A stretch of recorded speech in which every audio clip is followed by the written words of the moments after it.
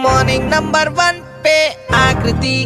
Good morning, super hits 93.5 FM पर आकृति के साथ मॉर्निंग नंबर 1 चालू है। कल रात ही बिग बॉस देखा है, 12 घंटे भी नहीं हुए बिग बॉस देखे हुए, तब से मन में खलबली मच रही है। हाय, किसके साथ डिस्कस करूं बिग बॉस, किसी से तो बात करनी है बिग बॉस के बारे में। तो बस बिना सोचे समझे एक बंदा जो कि बिग बॉस के बारे में सबसे ज्यादा चीजें जानता है and he has some really cool theories about Bigg Boss, Dale Bhagwagar, Bollywood के बहुत जाने माने पीआर। डेल सर अपना इंट्रोडक्शन खुद बड़े क्रिएटिव तरीके से देंगे। अमिताभ बच्चन और शबाना आजमी की एक बहुत प्यारी पिक्चर थी जिसका नाम था मैं आजाद हूँ। हाँ। उसमें एक डायलॉग हुआ करता था जब हताश होके शबाना आजमी अमिताभ को वो थोड़ी प्रेरणा दे रही होती है। हाँ। कहती है, पता है रात सबसे काली कब होती है? सुबह होने से बस थोड़ा सा पहले। क्या बात तो है। जो फैंस है बिग बॉस के, जो 1 साल से इंतजार कर रहे थे, उनके लिए तो एक बहुत लंबी रात थी, मगर अभी सुबह हो चुकी है। हाय, मैं हूँ पीआर डेल भगवागर, आकृति के साथ मॉर्निंग नंबर 1 पे। सुबह हो गई मामू। क्या बात है। बिग बॉस और आपका रिश्ता तो बड़ा पुराना है। बिग बॉस और मेरा बहुत पुराना रिश्ता है। बहुत सारे ऐसे मेरे पीआर क्लाइंट्स रहे हैं जो बिग बॉस में पार्टिसिपेट किए हैं।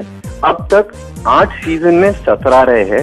राइट फ्रॉम राखी सावंत, कश्मीरा शाह, संभावना सेठ, अश्मित पटेल, अमर उपाध्याय, पूजा मिश्रा, ये सारे मेरे क्लाइंट्स रहे।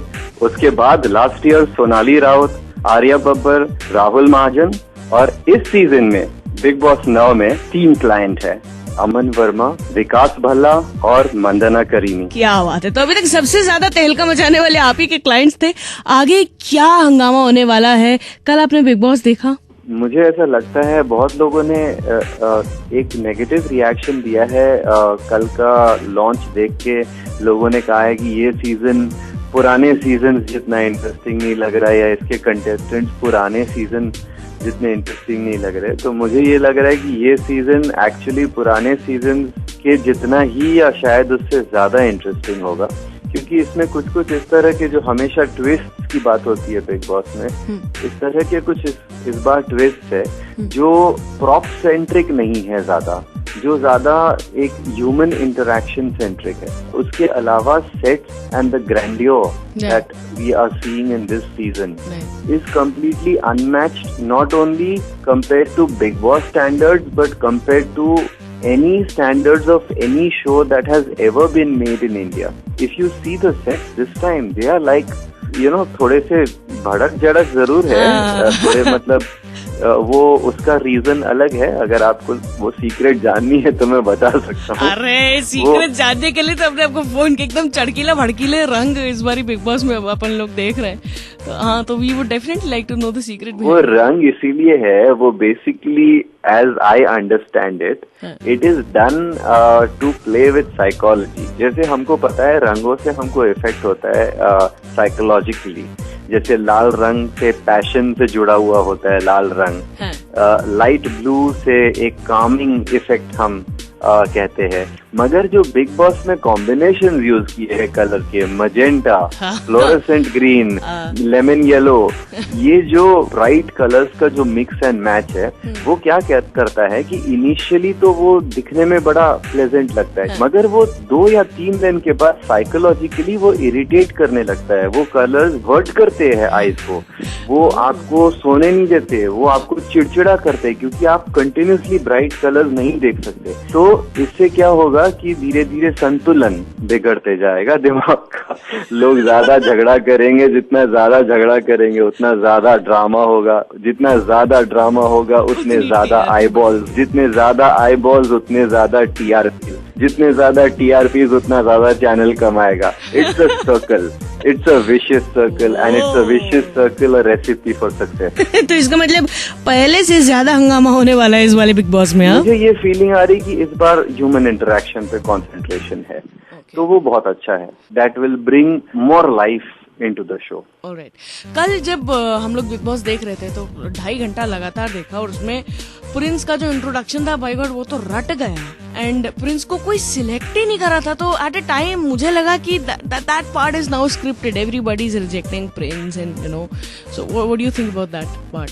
अब whether Prince part was scripted और not, I don't know, but ये जो एलिगेशन, जो the word you use scripted, ये जो एलिगेशन बिग बॉस पे लगता है कि Bigg Boss is scripted, Bigg Boss is scripted, सब प्लान्ड होता है, ये होता है, तो आई would like to clarify this. मेरे मैक्सिमम क्लाइंट्स रहे हैं. मैं एक ऐसा पब्लिसिस्ट हूँ जिसने बिग बॉस में इतने सारे क्लाइंट्स, 17 क्लाइंट्स अब तक किए हैं, और अभी ये 3 और है, मतलब अभी 20 का टोटल हो जाएगा.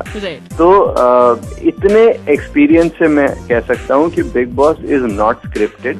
हाँ, टास्क मिलते हैं उनको कुछ और कुछ प्लानिंग होती है कि इस तरह से एपिसोड का एक कंटिन्यूटी रहेगा, मगर अंदर क्या करना है, क्या बोलना है, उसमें बिल्कुल स्क्रिप्टिंग नहीं है. Big Boss is never scripted, Bigg Boss is edited. तो सारा कमाल एडिटिंग का है यहाँ. हाँ, वो big Boss is not scripted, it is edited. अच्छा, तो मुझे ना 2 लोगों से बहुत एक्सपेक्टेशन है कि वो बड़ा हंगामा मचाने वाले हैं. एक तो प्रिंस ही है, क्योंकि गरम खून है, 2 रियलिटी शोज में आ चुका है, प्लस लोगों ने उसको रिजेक्ट किया है, तो वो तो हंगामा मचाएगा ही मचाएगा. पर इसके अलावा मुझे लगता है केशवर बहुत हल्ला काटने वाली है. सारी लड़कियों ने प्रिंस को रिजेक्ट किया, सब पछताएगी इसीलिए क्योंकि वो जितना ड्रामा देता साथ में बंद के, वो उनको उनके पार्टनर्स नहीं दे पाएंगे. ठीक है, प्रिंस के साथ अगर वो रहते तो they would have been in the center of attraction. They missed that center of attraction by rejecting him. Okay? वो कितना भी कैसा भी है, अजीब है, थोड़ा ज्यादा बोलता है, हरकतें करता है, मगर बिकॉज प्रोबेबली उसको रियलिटी टेलीविजन का इतना एक्सपीरियंस है, इसीलिए वो ज्यादा ड्रामा करता है. या हो सकता है असलियत में भी वैसा ही हो. तो लास्ट ईयर हमने गौतम गुलाटी का केस तो देखा ही था. पहले सोचते रहे कि ये ड्रामा कर रहा है, पता चला असलियत में ही थोड़ा सा टाइप का है. ओके. तो प्रिंस का जो दिमाग मेरे ख्याल से वैसा ही है. बिग बॉस में बहुत सारे दिखे हैं हमको पास्ट में. हमको इमाम सिद्दीकी दिखा है, हमको पूजा मिश्रा दिखी है, हमको डॉली बिंद्रा दिखी है. हाँ, तो नाम ले दिया. हाँ, तो प्रिंस तो उसके हिसाब से थोड़ा कम ही लग रहा है. अभी तो it's just the beginning, too early to जज. अच्छा, क्योंकि आपके ढेर सारे क्लाइंट्स बिग बॉस में जाते हैं, तो आप उनको बिग बॉस में घुसने से पहले कुछ सलाह देते हैं कि कैसे बिहेव करना है, क्या बोलना है, कुछ ऐसा? See, the first brief that I give my clients, when I coach my clients for Big Boss, the first thing that I tell them from a PR point of view is be yourself.